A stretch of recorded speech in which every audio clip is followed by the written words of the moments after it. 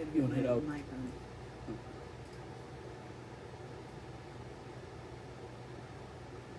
You want to close that video?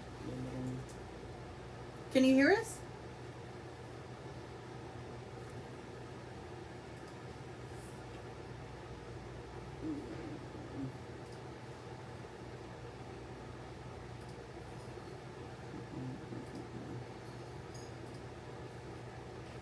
Where's my WebEx thing? I don't know, but close. You want to close that so you can. It might be me, but I don't hear anything. Okay, you got us? Can you hear us now? Yes, thank you. Okay, awesome. All right, I gotta get my screen up. Hold on.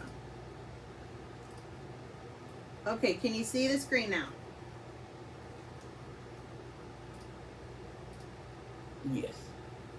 Are we good? All right. Awesome. So obviously, virtual events. We're trying to figure out how to do this. Definitely been practicing, but it's a little different. So, welcome to today's presentation. So, we got the pleasure of this topic, belonging, which is very personal to me. My name is Natasha De Leon. I'm the store manager in Waco, Texas, 6532. I've been with the company 15 years and been out here in One Austin for over 2 years. So, and I have the pleasure of presenting today with a very dynamic presenter, and I feel fortunate to have her as my co-presenter. Hello, everyone. My name is Cheryl Henning. I am the sassiest Sassum, as I like to say, at the Temple Home Depot, store 6863. And I have been with the company 17 and a half years, and I've been with the Austin District D228 the entire time. So today, Tasha and I are going to share with you belonging. But before we get into belonging, it's super important that we take this time to kind of get to know one another because we don't often get the chance to spend time together as a district or even as one Austin. So one of the things that I wanted to share with you guys today is a little bit about my journey as I have pertaining to belonging. So for me, when I think about belonging, I want to take you guys back to the beginning of my Home Depot career and right before it. The way that I grew up was pretty different from the majority of people. If any of you have ever seen the show The Incredible Life of Kimmy Smith, my life was kind of similar to that. I grew up in a very sheltered environment, a church community, and I dressed and looked very different, did very different things than the people around me. And I grew up this way from being a child to my early 20s. I also grew up very, very poor. I had some time in my life where I was actually homeless and slept on church floors in my childhood and my adulthood. So right when I came to Home Depot, I'd actually left the church environment that I was in, and at that time I didn't really know myself, and I didn't know a lot about the rest of the world, but I did know one thing, and I knew how to work hard. But I began to notice that it was time for a new outlook on life, and I want to share with you all one of my favorite quotes by Wayne Dyer. When you change the way you look at things, the things you look at change. And I can say that Home Depot has absolutely been an essential part of me changing the way that I look at things. When I started working with this company, I walked to work every day, rain, sleet, snow, or heat, because this is Texas, of course. And I knew one thing. I knew that my feet would not fail me. From walking to work every day to walking in and maintaining the type of attitude and aptitude to get where I wanted to get, I knew that my feet would not fail me. So I learned a lot over the course of the last 17 and a half years. I've been a cashier. I've been a head cashier. I have been a lead generator. I have been a cross merchandiser. I cut my teeth in specialty. I've run the flooring and decor department, and I have run the front end at a high volume store. And I will tell you that all that time that I was learning new things about Home Depot, I was figuring out who I was. And I'm so fortunate that I was blessed to meet people along the way that helped me figure out that I belong.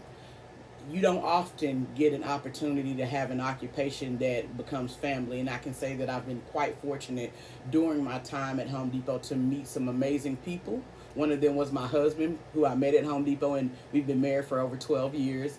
And I've also met some amazing women here at this company, as well as men who have showed me that belonging is not just a figure of speech, it's a lifestyle, and that this is a place that fits square pegs in the round holes and creates an environment where we feel like we can grow.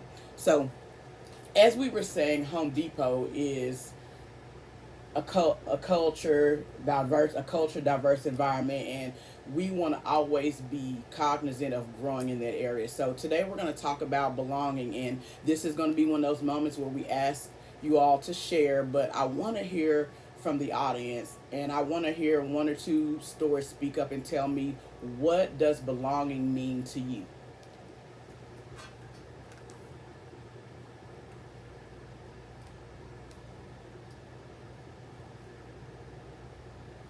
Does anybody have the capability to share? So this is store 6830 Mead. Listen, just talking to the group here, man.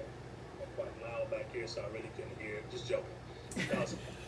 That's part of belonging, right? No, we just wanted to say, listen, as you said, Sharon, listen, and I've been here for your entire career, so you got me to thinking back on, like, back in the day, here at Mead. I remember when you started and stuff like that and your growth. But the thing about belonging, and I think I might have been talking to Garland about it yesterday. You just never know, what store you're gonna be at, when it's time to move, when it's time to transition.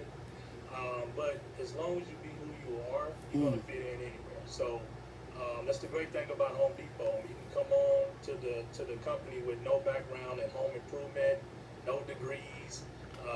Man, it's not about who you know, but once you get here, all you got to do is work hard. You can go anywhere you want to be.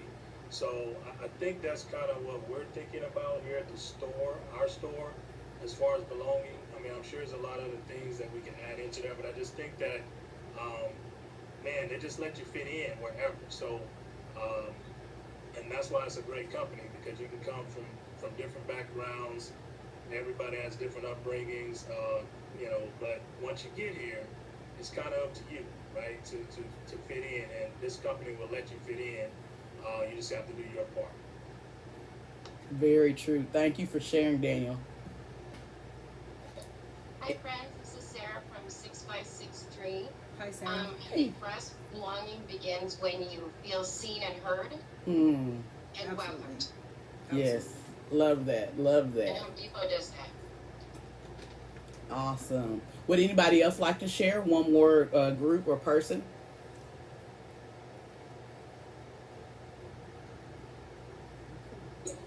Hey, this is Miss Joe over here at 0504. Hey, Miss Joe. Hey, Miss Joe. Hey, Josh, how are y'all doing? From going to different stores, what I have experienced is the different type of people from all walks of life, being accepted and being able to spread that joy and that knowledge that you have, and being open to learn new things. Some might say it's a little uncomfortable, but you come in there with an open mind and just jump right into the routine with everybody else, and everybody's welcoming. So I do appreciate the culture that Home Depot has created, the vision and the mission. That's what keeps me going strong with the company. That's awesome. Thank I you. love that. Thank you so much for sharing that with us, Joe. So when I think about belonging, to me, it feels like puzzle pieces that, while they may not all look similar in shape, they fit together to create a whole picture. It feels like chain, tires, spoke, wheel, kickstand, seat, handlebars, while together take you on a journey you could not go on without all parts. It feels like when you left, I lost a part of me. Mariah Carey singing emotionally. Stay with me, guys.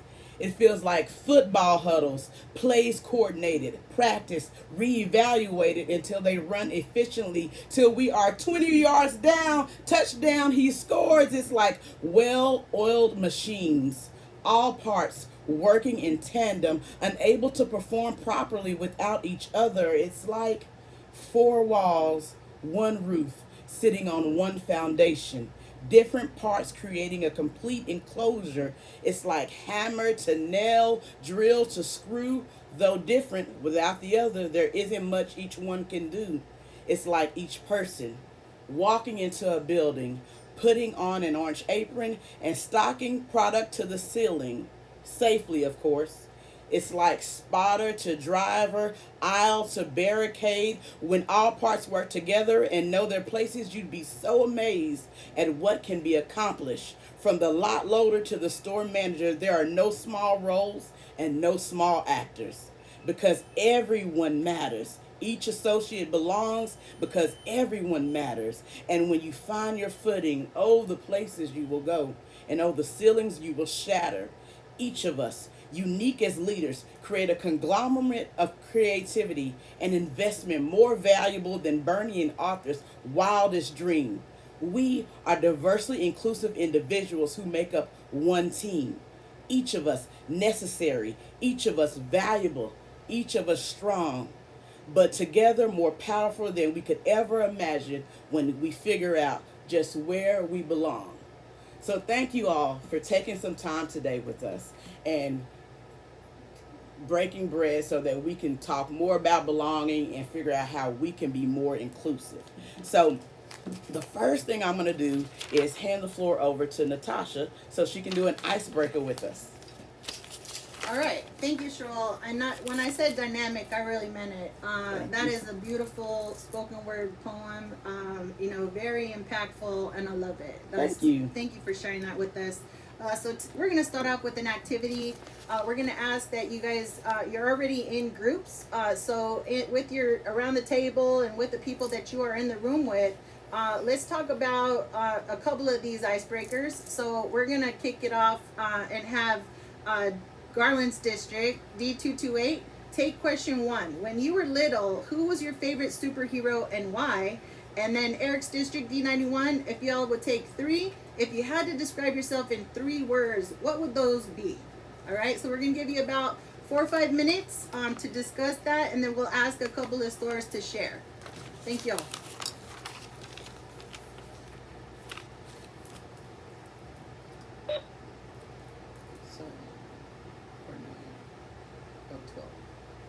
So that's the time the entire thing has been going, right? Mm-hmm. Or us? Entire time we've been talking. Okay.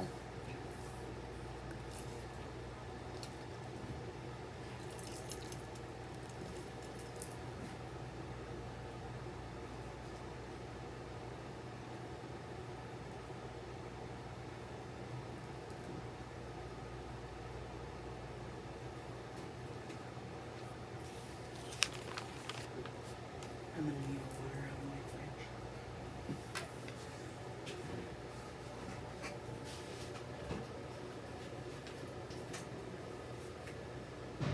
Oh, you don't want to have water here?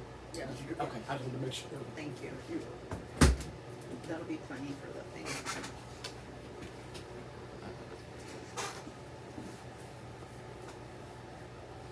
So we started at 12. Pick up at 18. No, You're giving them 4 minutes, so 16. 16.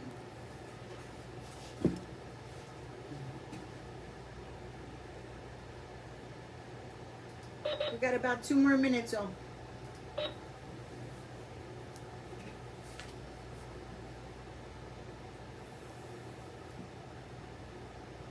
should have closed all my windows prior to, except for the ones I needed, huh? Oh, yeah. Well, we'll know it for next time.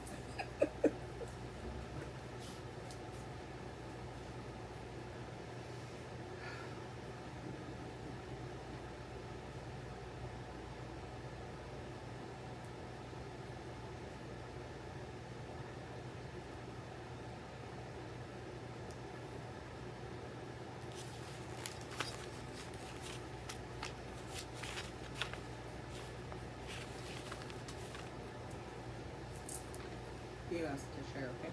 Okay. And then I'll transition to this. I read something, then I play the video. This is my page. So do you want me to do this? Oh, you're right. Okay. Okay. This confused me. Oh, oh, because it's probably because I did the point earlier Yeah, because they it's did to fine. each other.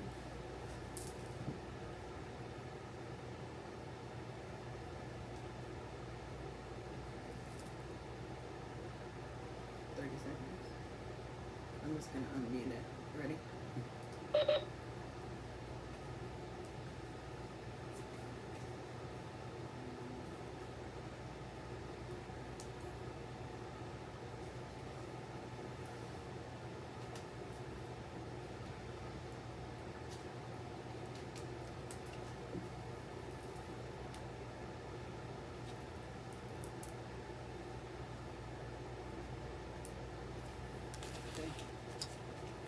All right, team. So we've had a little bit of time to kind of talk amongst ourselves each store. So do we have anybody that wants to share from District 228 for question one?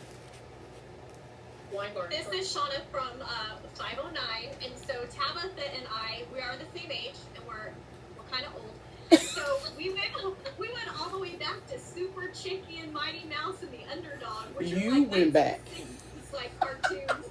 But we remember watching them right when we were little, and just the fact that they were underdogs was what resonated with us. They were completely underestimated, and each one of them had either the super sauce or whatever they did that made them mighty. Mighty Mouse was small but mighty. I love it. So yes, that's what we discussed. Love that. That's awesome. That is so awesome. I love it. All right. Anyone else want to share from D228? We had at 0504, we had Wonder Woman.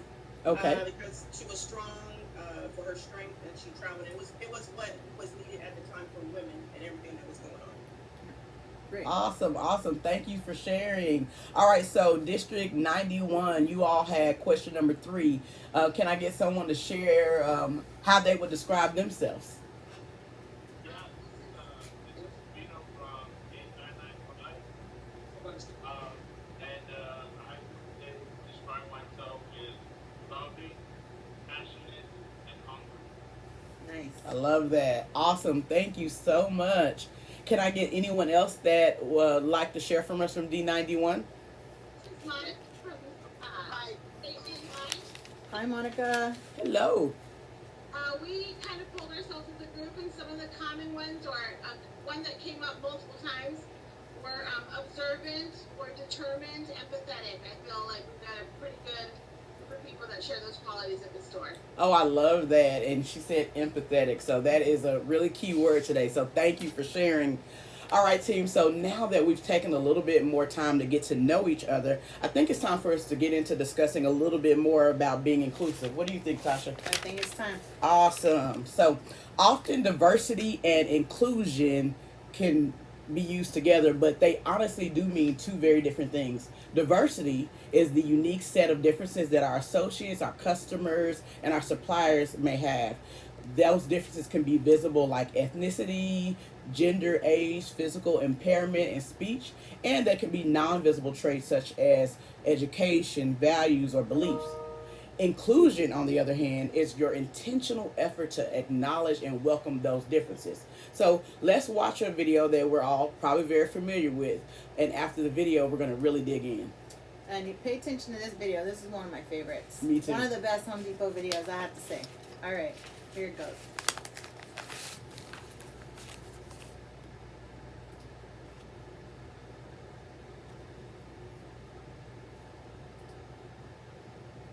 Is it buffering? This played perfectly on our practice runs. There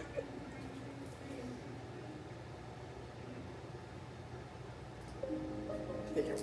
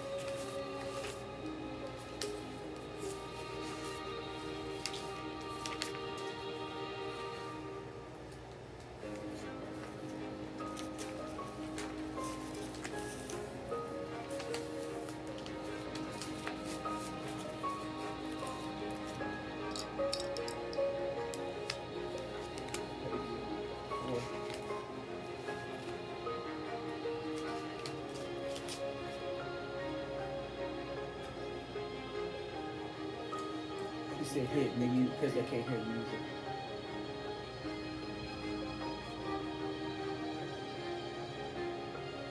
If I do, it stops it. Oh, okay.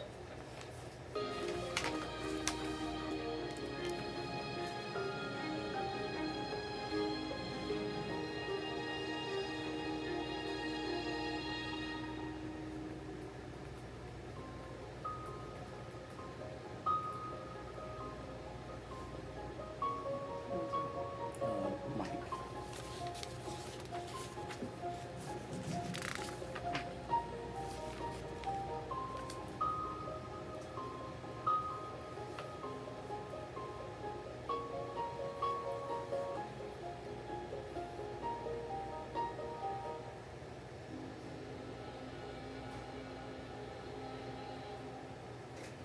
All right, so hopefully you all could hear it. I don't know if you could hear the music. We got a message that you couldn't hear the music, but did you see the video? Thumbs up. Did you Okay. read the video? Great. All right. So inclusion starts with eyes. It's my favorite video, definitely, and it's perfect for today's topic of belonging. I know for sure that I have felt that. I started as a millwork specialist, and I had male counterparts and male peers, and I was the newbie on the team when I first started with Home Depot, and I had plenty of contractors that would not want me to help them because they thought that the males knew more than I did. So definitely have been there, and I'm sure that a lot of those slides probably resonate with a lot of us here on the call today. So the next slide is going to be so diversity. Focusing on diversity, equity, and inclusion alone isn't enough to keep team members engaged. Happy associates need to feel a sense of belonging at work. Fostering belonging in the workplace means that people of all backgrounds, they get a seat at the table. They get to feel heard, seen, and recognized for their contributions. And just like we mentioned earlier, that's perfect. So let's look at how these four concepts interconnect. All right, so I'm sure we've all been in a situation where we felt like we didn't belong. Perhaps it was the birthday party of a friend, and you couldn't find anything in common with the people there. Maybe you were underdressed or overdressed for a professional conference. And often when we're faced with situations like this, we feel uncomfortable and we may try to leave. But when those uncomfortable feelings come up and we typically want to leave, we have to remember that even when we feel like we're in a place where we don't belong, we have to figure out a way to belong there. But what if the place that you feel like you don't belong, you have to spend 8 hours at 5 days a week, Monday through Friday, or it's retail, of course, so Saturday and Sunday too. So before we dive into how we create feelings of belonging, let's agree to what it means. First of all, belonging is defined as feeling like you are a part of something and feel comfortable to contribute. For people to feel like they belong, the environment, and in this case, it's our workplace, needs to be set up to be diverse and inclusive. Diversity is the composition of people and how they are similar or different. Equity ensures fair opportunities and outcomes, allowing individuals to reach their full potential. Inclusion is making sure everyone feels valued for who they are, and these three elements help create an environment of belonging. So all four of these concepts, team, belonging, diversity, equity, and inclusion, are inextricably linked to each other, and they need to coexist to create the best employee experience possible. They are also related to us asking the right questions. So diversity, equity, inclusion, and belonging differ in the lens that we look through and the questions we should be asking. So diversity asks who's in the room and who should be in the room. Equity goes further and asks who is trying to get in the room and can't, and what barriers are preventing them from having access. Inclusion builds upon that and asks, has everyone's ideas been heard, respected, and understood? And then belonging will ask, is everyone feeling valued because they have positive connections with others and can bring their authentic self to work? So these questions and others help to start the conversation on how we create a culture of belonging. We're going to look further at how to create a sense of belonging. So I love this next slide because I think a lot of times when we as leaders stop asking questions, we become stagnant. And in this situation, we've been taught what belonging asks, what diversity asks, what inclusion asks, what equity asks. But I want to put that in a more real life vibe. So let's think about it. Prom. Most of us have experienced prom. It's kind of an American rite of passage. Or even if you've not experienced prom, you've at least been in an environment or seen a movie that kind of gave you an idea of the prom. So let's think about it. Home Depot prom. And we are in Home Depot High School, and we need to figure out if everybody belongs and everybody feels the way they need to feel.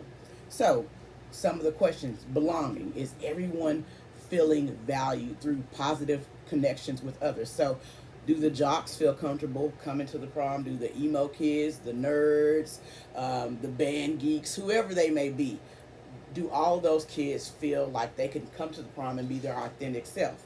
Diversity would ask us who is in the room and who should be in the room. So are all those people in the room? Are we forgetting some groups? Because everybody who is a part of the Home Depot High School needs to feel comfortable coming to the Home Depot prom, right? Inclusion would ask, has everyone's ideas been heard, respected, and understood? So did we just take the cool kids' advice on what the theme for the prom should be? Or did we put it to vote and let all the kids at the school decide, because everybody's voice matters? And equity would ask, who is trying to come to the prom and what are the barriers that are stopping them? So perhaps we have some kids at the Home Depot High School who have mobility issues, whether it be physical mobility or whether it be sight mobility. Have we created an environment where there's ramps for them to get in, handlebars, braille, whatever it may be? Maybe we have some people that are vegan that are coming to the prom. Have we provided that vegan options for them? When we think about things of this nature, it may seem very simple, but it really is that simple, because sometimes when you're talking to associates, something as simple as remembering that they have a gluten-free diet, and when we have events in our break rooms, make sure we have something for them that they can eat. Those little simple things go a long way in the world of making sure people feel like they belong. So these questions and other questions honestly help start the conversation on how we create a culture of belonging. So now we're going to look further into how we create that sense of belonging. Fitting in is about assessing a situation and becoming who you need to be accepted. Belonging, on the other hand, doesn't require us to change who we are. It requires us to be who we are. So belonging is not about changing who we are to be accepted or fit in. It's about feeling uniquely seen, heard, and valued for who we are. So let's examine the impact belonging has in the workplace. Associates with a strong sense of belonging report a 56% higher level of overall job performance. I'm going to tell you a quick story. So I've worked in 3 regions and 4 different states now. So I've had a lot of different leaders within Home Depot, and some of them have been very great and really gave me that sense of belonging and that feeling of safety where I could be seen and be heard. But there has been a time in my past where I did have a leader that I also learned from, right? But I didn't feel safe. Had a lot of anxiety, a lot of fear, because we were being held accountable for things sometimes that weren't even in our control. And so when you think about just the higher level of job performance that associates can have when they feel like they belong, it really is up to us as a leader to help to provide that kind of environment. That makes so much sense, Natasha. I think about there being so many facets to our career, and a lot of times when we want to grow, we have to be able to go work in different stores. I don't know about you guys, but I'm definitely a Home Depot family, from my husband being an ASM to my mother-in-law recently retiring from Home Depot, and we live in a more remote area of District 228, so we've had to do the Cupid shuffle across stores just to get to, grow. And that's put us in each one of us in situations where we had to learn how to belong again. And you learn something from those leaders who maybe don't create a safe environment, but you also learn something from those leaders who do create a safe environment. And I really enjoy this next slide because when I think about all the different leaders I've worked for across the last 17 and a half years, every leader who made me feel like I belonged taught me something, but every leader who didn't create an environment of belonging has honestly helped me become a better leader because I learned what not to do from them. And like you said, you learn something from each leader. So belonging here at work means that you feel seen for those unique connections. You feel connected to your coworkers. You feel supported in your daily work and career development, and you're proud of your organization's values and purpose. And when we look at Home Depot and we look at everything that we have on our plates in terms of driving belonging, so many of these practices have science behind them, they have math behind them, they have statistics behind them, as you can kind of see from the message of this class. It's so important for us to understand the why in us doing things. Is it important for you to sit down with a piece of paper each month and do a 10 by 10? Some of us value it, some of us don't. What's important behind that is the action. It's not just that paper, it's the action. Are you making sure your associates feel connected?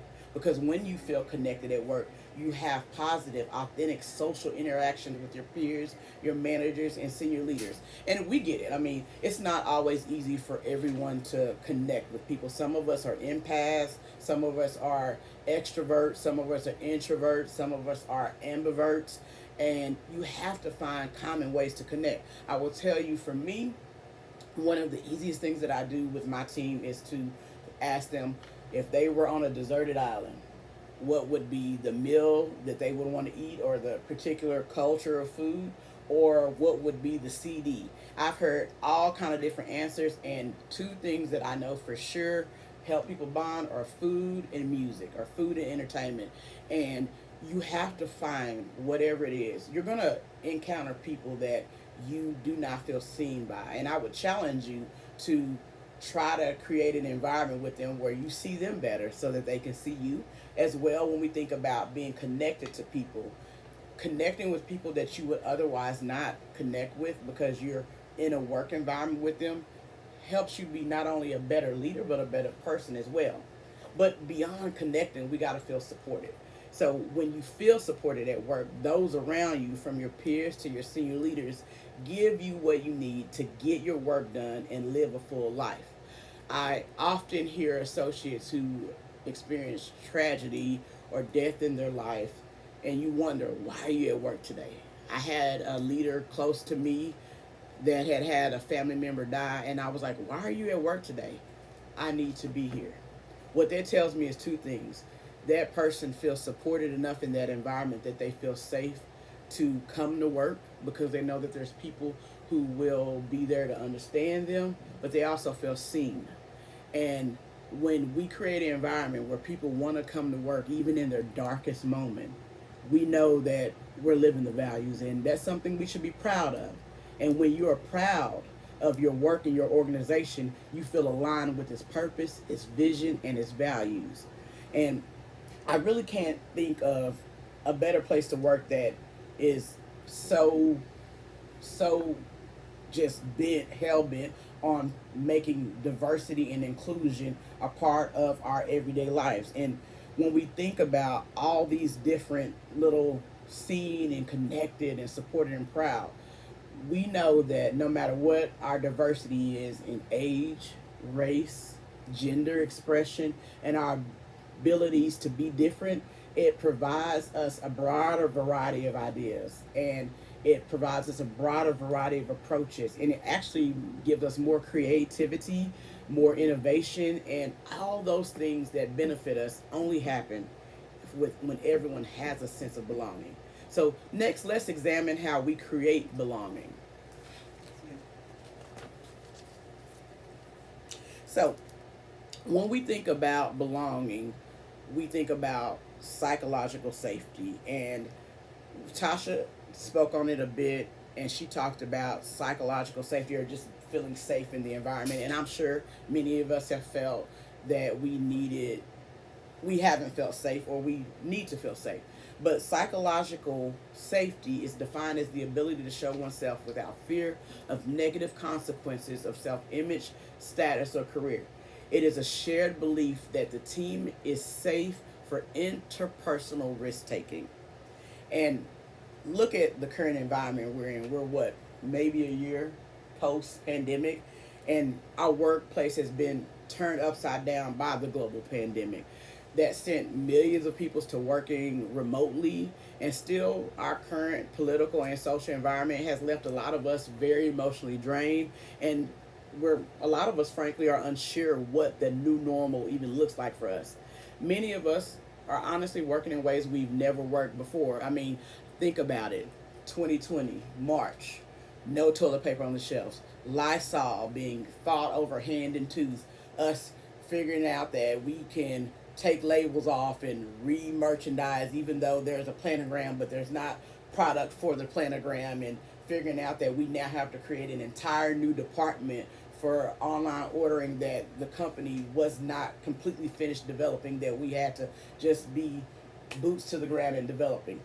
All those things have created and basically forced us to look at new ways of communicating. It's made us solve problems in different ways, and it's made us engage with our teams in different ways. And belonging at work in that environment was so important because we needed to feel like a community. And with the people in that environment making us feel connected, we got through that. And we should be very proud of ourselves for that. But it was not without psychological safety that we were able to do that. Psychological safety made us feel like we belonged. So when we think about what psychological safety really is, it's honestly the ability to show up at work without fearing of negative consequences of your self-image, your status, or your career. I want you to think about it, and I want you to think about how your associates feel when they are figuring out who they are and who they are becoming. And life doesn't stop because you have a job, no matter what your position is. So I want you to think about the associate who has discovered that they're transgender, and they are figuring out what their hair is going to look like, what they're going to identify as, who they are, how they want to dress. All those things are important, and in a store, it's so important for us to create psychological safety for that associate. Perhaps it's an associate that's newly divorced and they are trying to figure out how to identify as a single person again and just who they are at this new stage in their life. Maybe it's an associate that just had a baby and is going through postpartum depression or any type of postpartum atmosphere, trying to figure out where they're going to nurse at, where they're going to deal with all the different emotions that come with that. Psychological safety is so important to that associate because when you know that you're psychologically safe, you know that the things that you do and say and the ways that you feel won't be held against you because you mean well. And us having psychological safety in our environment at work means that associates can voice their opinions without fear of being penalized for it. Now, I'll tell you, Tasha, I know you spoke a little bit about your experience at one of your stores. And for me, I've had experiences as a salary leader where I did not feel psychologically safe. And when I was in that environment, it made me feel like I couldn't move. I felt paralyzed. I was a shell of myself. I didn't even feel like I could authentically lead my team because I suffered from imposter syndrome because I didn't feel safe to authentically be who I was.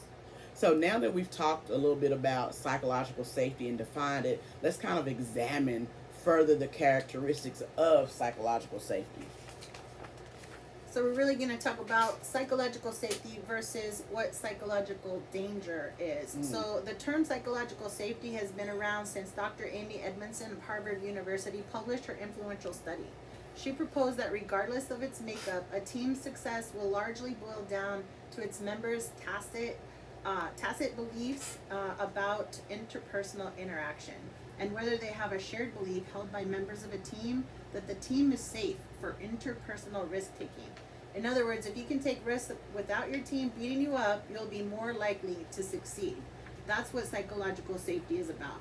So characteristics of psychological danger include the following. So it decreases your willingness to speak up and share. And that definitely was how I felt in that store that I was at. So it fosters a fear of failure, a fear of admitting mistakes, increases the practice of blaming others, and it decreases interpersonal risk taking. And team members are less likely to share their views because they're different. Characteristics of psychological safety would include increases collaboration. It increases learning and innovation as well as decision making. People aren't afraid to make decisions. Increases interpersonal risk taking, and people are comfortable admitting their mistakes. It increases authenticity, and associates can learn from their failures. It increases participation, and everyone is open to sharing their ideas. So a psychologically safe environment increases the desire to ask questions, seek feedback, right? We all need feedback. Discuss mistakes. You can feel safe to experiment. It's okay to fail in experiments. Think about entrepreneurial spirit. Sometimes we do really well with it, and sometimes maybe not so well. There's a story about an orange tree. Maybe some of y'all have heard it, but basically, a leader in a new store said, "Oh, look at this big blank wall. It's like a big canvas. I wanna put an orange tree right here." So she was really excited. Her people really wanted to show her what they could do. She left for the day, and when she came back the next day, she had a wall of color orange all the way up, trunk, leaves, everything. And she couldn't really say much about it, right? Because she didn't define that. So entrepreneurial spirit, they used it, and they got an orange tree. So it's okay. Sometimes we're gonna fail as a leader, and we may not describe things as we need to, but that's a safe place, right? We can say, well, right, didn't come out exactly what I wanted. But a psychologically safe environment increases the desire for us to ask questions, and fail sometimes, raise concerns, propose novel or unorthodox ideas. So we're going to examine some factors that help to drive a psychologically safe environment. Awesome. I love that story about the orange tree because I'd actually forgotten about that, and it's such a good point. So when we think about people with whom we feel comfortable with, and we feel comfortable bringing up difficult issues or giving feedback, what characteristics do they have? I mean, usually they are people that have the following traits, which also encourage or drive psychological safety. So we're going to kind of peel back the layers and go through these different traits. And I really want you guys, as we are looking at this team, think about how well we do with each one of these areas individually and then as a team, because as leaders we function as one sometimes, whether we realize it or not. When people say management, they're talking about all of us, from the store manager to the department supervisor. So we want to make sure that we are all on the same page, but we have to put some definition to being on the same page, right? So let's talk about the factors that drive psychological safety. So the first one is positive relationship with leaders. So a positive relationship can be encouraged by a leader who is accessible and approachable and explicitly invites feedback. Now, let me tell you guys, I have learned that if I don't ask for 360 feedback, you will get it anyway. I'd rather get it from the person that has the concern than from my superior, or to hear the rumor mill running around the store. So it's so important as leaders for us to be approachable. You garner so much more respect from your team when you can invite 360 feedback. I remember a leader that taught me to ask, what are you going to start, stop, and continue? What do you need me to start, stop, and continue? Because we have to be open for that. But when you open that Pandora's box, you have to be willing to take that in and be willing to work on it. And sometimes, let's be honest, we let our egos get in the way as leaders. We want to be the know-all, be-all, end-all on things, and we won't be the best leaders if we don't invite feedback. And inviting feedback and taking it with a grain of salt is going to create a positive relationship between the associate and the leader. It's going to make openness to communicate, and listening to those team members is such an important factor in psychological safety. So then we think about role clarity. This is honestly that referring to the design of the job.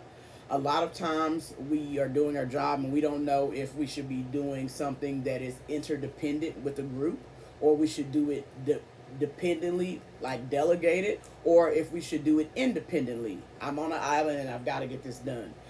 Role clarity is something that we really have to focus on. And let's be honest, I know for me sometimes it's a challenge because I can't even count on one hand how many times I've had associates say, well, I don't know what to do because the store manager told me to do this, the specialty manager told me to do this, the MASM said this, the CXM said this, and my DH said do that. Well, role clarity is where all that comes in. And Home Depot lays that out for us. And sometimes, let's be honest, we confuse it. We have roles and routines, right? And we also have PALs. We have our prioritized action list that give us a simplified version of what we should be focusing on each day. So when we do that, whether we realize it or not, we're contributing to the greater goal. And we need to be identifying that if we're veering off the track, is what we're asking someone to do, is that contributing to that greater goal? Is it but are we still giving people the autonomy to figure out what they need to do within that role? And if they need clarity, do we make them feel like they can ask questions? The next thing that we would want to make sure that we did was have supportive practices. Those are going to refer to the overall supportive work context. Now, teams that provide good support for their associates through clear processes and setting clear objectives, like the orange tree perhaps, when we set those clear objectives for our team, that is going to promote appreciation of diversity and inclusion, and it's also going to aid in psychological safety. Also, when we do that, teams that promote active listening and how to pay attention fully when someone is talking are going to be great examples of doing a supportive practice. Think about it. We're all busy. We're all being constantly communicated with our mobile devices, and sometimes we feel like we've got to multitask. I got to answer this email, work on this order, listen to this associate, and so many times we fail to realize that even though we think we're doing so great because we're multitasking, we're not really doing a supportive practice to the associate that's right in front of us. Some things require face-to-face, ear-to-ear, heart-to-heart. We often talk about getting belly-to-belly in the aisle with our associates, but sometimes belly-to-belly is just looking them in the eye and being present in that moment. Because that supportive practice is more invaluable than any interaction they may have that day because they were brave enough to come to you with a concern. The next factor is going to be strong networks. Now, this has to do with us having trusting relationships with colleagues. Do you feel like you could share an idea or a suggestion with your colleague or any type of example and make sure you feel assured that you can feel seriously taken and not demeaned? A lot of times we joke around with each other when we have ideas, but are we making sure that when someone has a valuable idea, we're listening? And if the idea isn't valuable, do we scrap the whole idea, or do we maybe gently guide them in the right direction so we still create an environment where autonomy is important? Lots of times I think about how frustrated as leaders we can get when we don't think that our associates are using their thinking caps. They ask us simple questions that we feel like we've already taught them. But one of the best things you can do is teach your staff how to think. And you don't even really have to teach them how to think. You have to empower them to think. Each person that comes to work, honestly, is already an adult who has to make critical decisions every single day in their home, with their children, with their spouse, with their partner, with their family. We have to make sure that they feel empowered no matter what role they are in to not only take care of customers, but to take care of each other. Those are going to be super important. The next thing is practice opportunities. Now, this means that associates have that opportunity to run trials, simulations, and dry runs. Trust me, associates are going to feel so much more comfortable if they have the ability to take risks and are not reprimanded for it in a way they shouldn't be. That is going to prepare them for the real thing. How many of you You can raise your hands if you like, since we can all see each other. But how many of you have ever been in a walk and you feel like those who report to you are on mute? You ask them questions. You ask them to be ready to speak up and talk about their business, and they're on mute. Or you ask an associate an everyday question and they freeze up and they don't know how to answer, even though you know they know the answer. Whether you prep them right before the walk to remind them, or you know they know the answer because you talk about it every day. Did you create an environment where that person felt comfortable failing with you? That's so important. And I was taught that you practice how you play. Sometimes we expect our team to be able to run a marathon and we haven't even let them practice a sprint. Would you agree?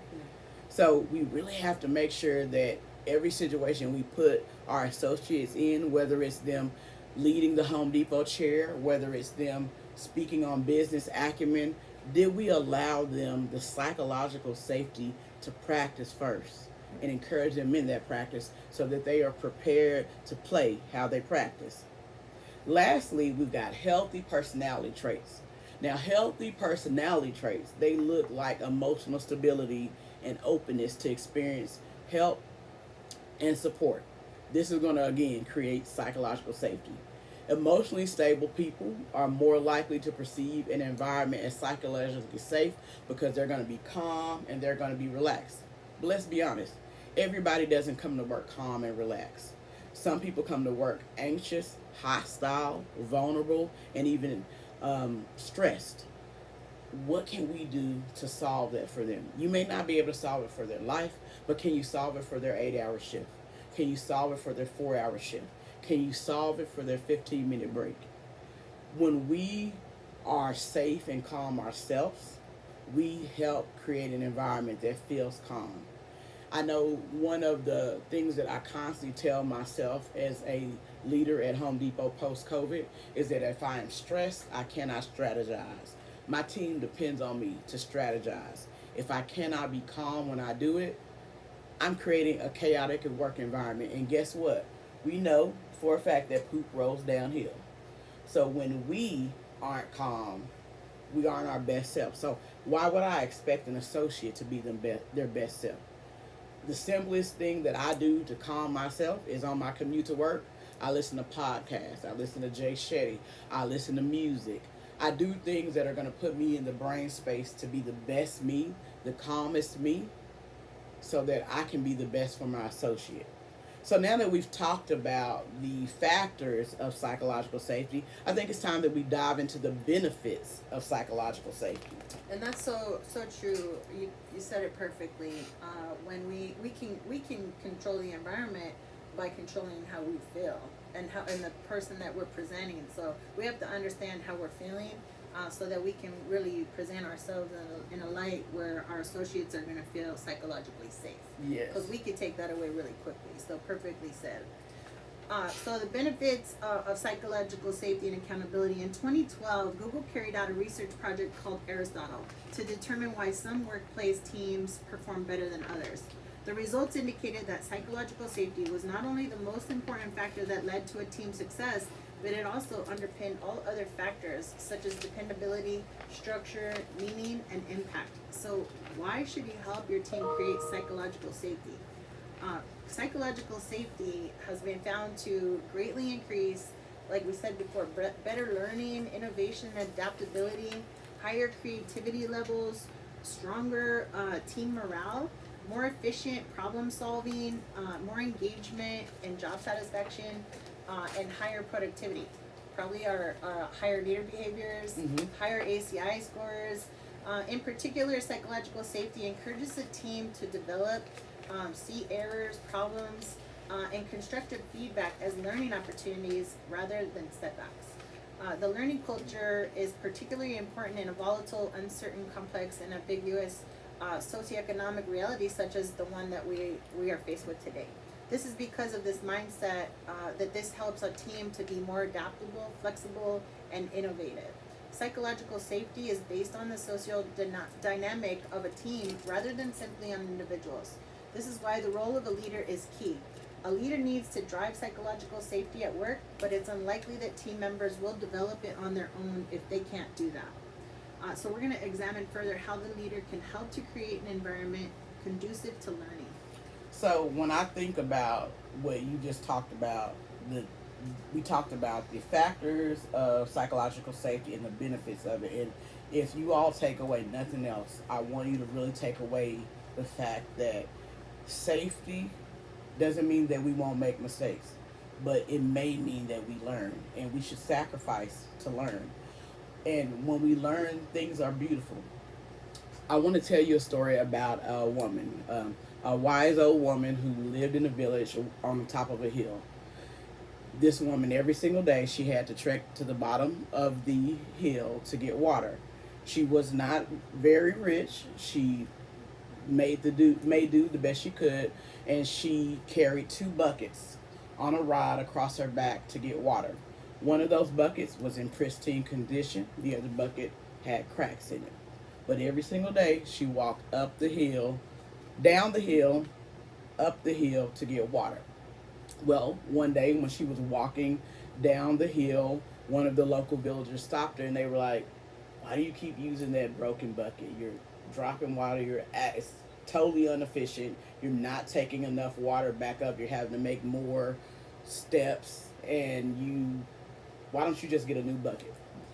The wise old woman turned around and looked at the hill. On the left side, where the bucket was full of water, the ground was dry, brittle, nothing was growing. On the right side, where she had the cracked bucket, because water sloshed out every single day, the ground was beautiful. There were flowers blooming, the butterflies were floating around, and the bees were humming.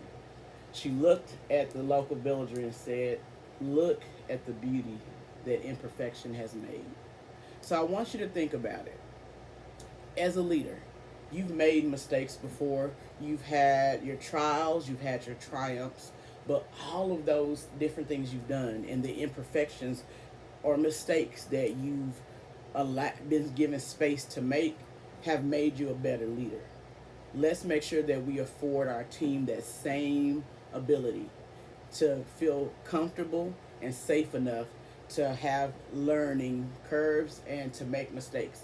They will become a better leader for it. All right, so next we are going to talk about psychological safety and accountability. And this is so important because we can veer one way or the other, and it is so easy for us to get confused, and we've really got to figure out the balance, because holding people accountable is essential to get the best from them, but it also can create an environment that is characterized by stress and anxiety if we don't include psychological safety. Likewise, psychological safety makes it easier for people to raise their concerns and questions about the status quo, but still, without accountability, it can result in people feeling too comfortable, leading to poor performance and a lack of motivation. So we're going to look at this here. So this is, even though it's only 4 squares, it's kind of grid-like. So on the vertical, we have psychological safety from low to high, and on the accountability for meeting goals on the horizontal, we have from low to high. So let's start out. So when there is an environment where you have high psychological safety and low accountability for meeting goals, the environment becomes a comfort zone. It gets friendly, unchallenged, low work ethic, buddy socializing. I want you to think about pumpkin patches. And we're not talking about morning or evening meetings, but random pumpkin patches, people sitting there texting on their phone instead of packing down, people not really pushing to meet metrics. That's the type of environment. Everybody may be friendly, they may get along well, but they're not meeting goals, and they don't even have a desire to, because that's no longer important. Because why? They're low on accountability. So let's talk about an environment where you're low on psychological safety and you are low in accountability for meeting goals. So in that environment, people may become apathetic, hierarchical, have a lack of ownership and complaining. This is known as the apathy zone. So in the apathy zone, you are going to have that lack of psychological safety. You're going to have that lack of accountability, and you're just going to come in, do what you need to do, don't question anything, and don't strive for excellence. That's absolutely not where we want to be. That's a very robotic state. But let's talk about the polar opposite. You could have very high accountability for meeting goals, but very low psychological safety. That's going to be your anxiety zone. Holding those people accountable for getting the best from them, but not creating an environment where they feel safe to learn. People become afraid to speak up.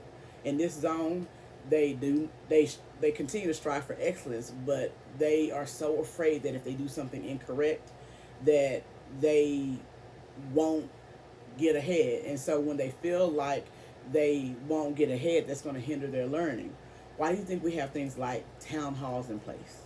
Town halls give us the opportunity to just kind of be bare bones and figure out who is afraid to speak up. That's why we're so specific about making sure you switch up the associates in the town hall and making sure that certain members of management aren't in the room at the time, because we want to create an environment where people don't feel reluctant to share, right? But then you have an environment where you have psychological safety that is high and accountability for meeting goals that's high, and that is called the learning zone. And in the learning zone, it's also known as a high performance zone. This occurs when that team is free from anxiety. They are allowed to strive for excellence without fear of repercussion. In this environment, it is so important that we celebrate that psychological safety, because there is no way that you get there without it. With that team, they feel that they can make mistakes, but excellence is not sacrifice. And I'm gonna be honest with you, my leader Dave Baca always talks about storming, forming, and norming. And I'm probably forgetting one, Dave. Forgive me, but I will tell you, when we're analyzing our journey in our store at 6863, we sit down and talk about, oh, we're in a storming stage right now. We're in a forming stage. And that is so essential for us to know where we're at as leaders.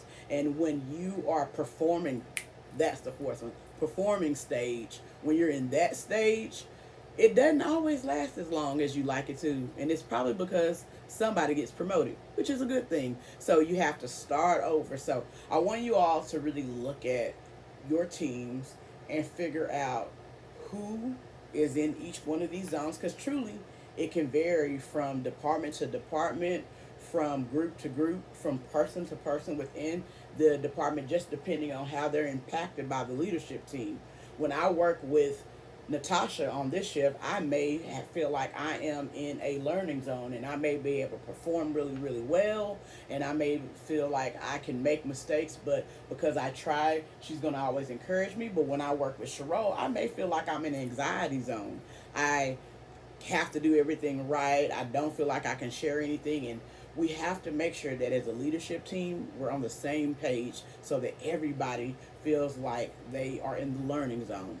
So now that we've talked a little bit about the learning zone, or all the zones that we have, we're going to practice how we effectively create the learning zone. So we're gonna do an activity. Y'all hopefully have a participant guide in front of you. So on page 1 in your group, read the assigned scenario. Cheryl's gonna assign a scenario for you guys. Use the grid to plot out your scenario, how it was handled in the appropriate zone. Was it comfort, apathy, or anxiety? And then as part 2, as a group, collaborate and draft a recommendation of what needs to be done differently to move that to the learning zone. All right, so we're going to do 2 scenarios. So if you've got your participant guide there in front of you, you're going to see that there are 5 scenarios. Scenario 2, we're going to have District 228 do. So Jose leads a 7-member executive team that spends time together outside of work. Its members frequently socialize and even take group vacations. They have developed a high degree of trust and have few disagreements. But the team's creativity and work performance has begun to decline. So that is going to be the scenario for the 228. D91, we'd like you to take scenario 5. Tariq, A black male is on a team of white female members. He frequently feels alone and unsupported, being the only male and person of color on his team. He has recently become withdrawn and uncommunicative in team settings. So, again, we want you guys to get in your groups. We're going to give you a few minutes to do so, and then we're going to come back and share. We'll select a few stores from each district. All right? All right. Six. Like, we're already at an hour and 6 minutes. Okay. What time are we supposed to be done? Well, we're supposed to be done at 3, but we didn't start exactly on time. But I think we can still whip it out and get done by 3. Nicole said we're doing great. Thank you, girl. So I said thank you, girl, but put a whole bunch of R's and L's.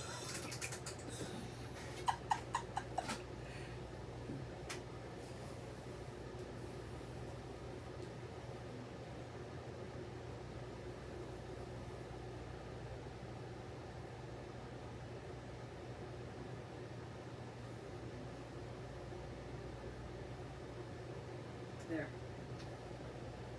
Yes.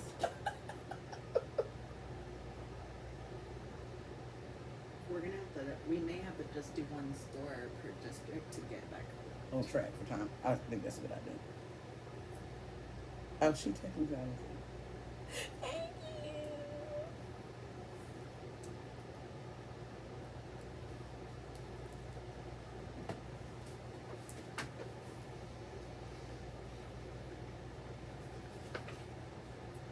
Okay, so then it's this slide, which I'm gonna. This is that one When that you say.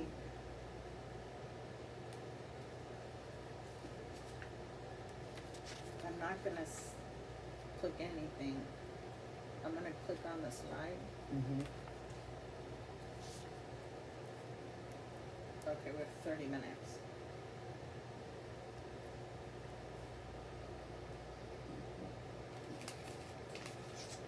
So we'll do one store per scenario.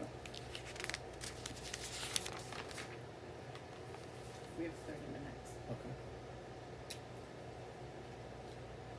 You want to give them like a time, like something like 30 seconds or something. Now? How many minutes have they been doing this? This is like, they have to do a whole like They did 2 minutes. grid thing. You right. This one is a little longer. So okay, but we'll do one person per thingy. Okay. We'll do one store per scenario. Well, unless they say 2 sentences. And then okay, Yeah. and then I mean, if they speak a lot about it, then. gotcha. Because they gotta say, they gotta map this out, and then they gotta tell us what's the recommendation. Right? Yes, because they have to tell us what zone they thought the person was in, Okay. and then how they would. And you're doing this self-reflection activity? I'm not, right? What page is that? 20. Yes. Yes. Yeah, so you say this, and then we're doing this activity. Okay. It's page 20, right? You're Mhm. gonna say, this is a self-reflection activity. Okay. Well, it So I'm already not says doing it. this. Well, I'm gonna click through all these things. Okay. So I'm gonna read this. Yes. And then you're gonna click through this. Yeah, Okay. I'm not, because I have Because we to. know it's It this is shouldn't the have one had that. transitions. Right. Yeah.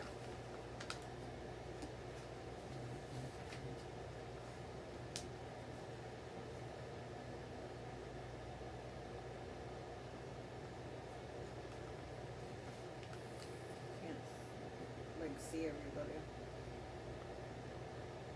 Can you change the way your thing is laid out? I No, don't know. you don't want to mess it. Yeah, no, I agree. Oh, I What's can that do little this. arrow? Yeah, I can do that. Oh, look at all the Oh, people. look at all the people. It's probably better that I don't know that there's a bunch of people in there. Did you get nervous? Oh, yeah. Well, you doing something good for somebody who get nervous. This is my least favorite thing to do. Is it really? I did not know that. This is like my most favorite thing to do. I know. That's why I want to make you What? proud. Oh. And then these people don't have cameras on. They don't want to be seen. But look at that's a lot of people. It is. That's awesome. And we have what 21 stores collectively, or 22 stores. That's 12 in the other district and 10 in ours.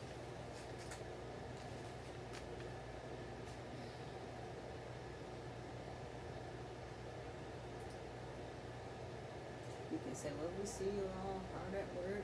Let's give it a couple Okay. more minutes. Let's Okay, yeah, let's do that. ready.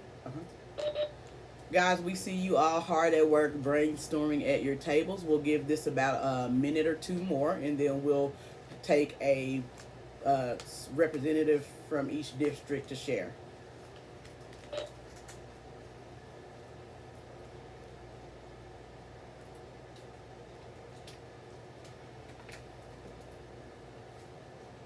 stumbled in that slide with the orange tree.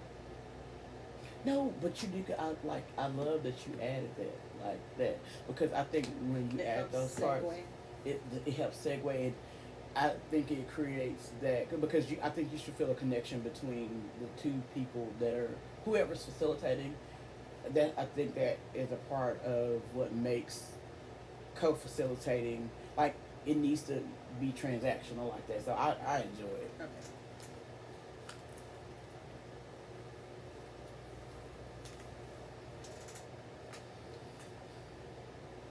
You ready? Or was that a minute? They look like they are done.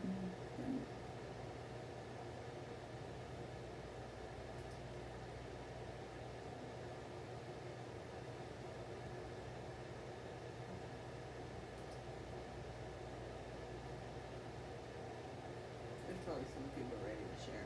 I'm gonna call them. Who should I call? Let's see who's. Ready? Yeah. All right, team. We are going to go ahead and take a store from District 228 so that they can share their scenario 2 with us. All right. Who would like to go? Hey, Cheryl, we'll take it in Temple. Hey. Sounds good to me. So Jose's a leader of a 7-person group. They've become way too comfortable. They initially started out, they are in the comfort zone. To get them into the learning zone, Jose needs to be challenging his people to be more diverse in how they think. To do that, he can create competitions and break them groups within the group. Mm-hmm. Like match someone up who's strong in one area and weak in another person is weak in that area. The other one is there has to be some accountability from that leader to hold them accountable for delivering results. We're all results driven inside of Home Depot. And just really challenge people to think outside the box. Yes.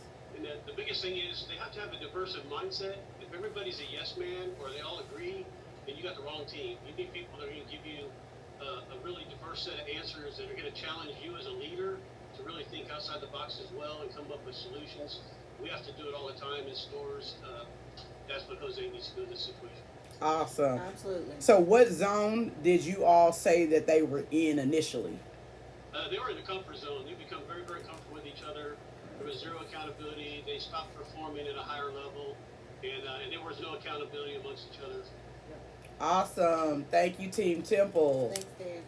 So now we'll take a store from D91, to share with us their findings on scenario 5. Who would like to share?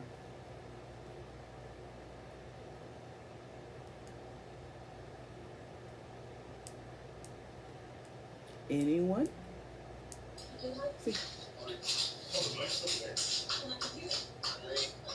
We can hear somebody. We hear someone. He's on his way. Okay. What store is this? 6542? That is correct. All right. What city are you guys in? Austin, Texas. But like, what is your store like name? Like, do you know how we have like Lake Lawn? Woodward. Okay, awesome. Thank you, Team Woodward. Okay, we have scenario number 5. An individual black male with white females. So we believe they're in the anxiety group and they're trying to get up to the learning group. One of the things we looked at was openness in the team. We need to figure out what the issue is, and that's the issue. But then we need to start with a large group, and we'll take up the larger group is the females. We can take them off to the side. We can talk to them and find out how we can make this better, and then reintroduce them into the group because they may not know what they're doing. Valid. True. Right. So that was kind of like our solution to move them up to this, so they can start working together as teams. Awesome. Awesome. Awesome. So you all have both shared so we had a Team Temple that shared that their scenario was from the comfort zone, and Team Woodward that shared that there was from the anxiety zone. What we want you all to take away from this is that these pockets, these zones happen across the store. That is why we do things like team builds, networking. That's why we specifically tell you when we do events with other stores or other districts to kind of migrate and share, like, just introduce yourself, because all these things are so dynamic into creating a learning zone. So the next thing we're going to do is talk about how we can start the conversation of belonging. So as you all just experienced firsthand, and some of you maybe more than others, experiencing and creating a culture of belonging is more than just a to-do item on your list. You really need to engage everyone in a conversation on belonging, what it is, why it's important, and their role in the culture. To create a culture of belonging, you must feel that you can truly belong in your team, your project, or your organization. So the next activity we're going to do, and for the sake of time, we're not going to share it on screen, but you will share it in the room that you are in by yourselves there. So the first thing we're going to do is we're going to talk about 2 questions. So I do believe that this is going to be on page 2 of your participant guide. There's going to be some little blocks there where you can write. And this is going to be a self-reflection activity. We're going to give you about 2 minutes to interact with each other, and you can just kind of do a round robin however you prefer. Number 1, in your current role, what helps you feel you belong, or what could help you feel you belong? In your current team, what helps you feel you belong, or what could help you feel you belong? So let's take 2 minutes to focus on that within your groups.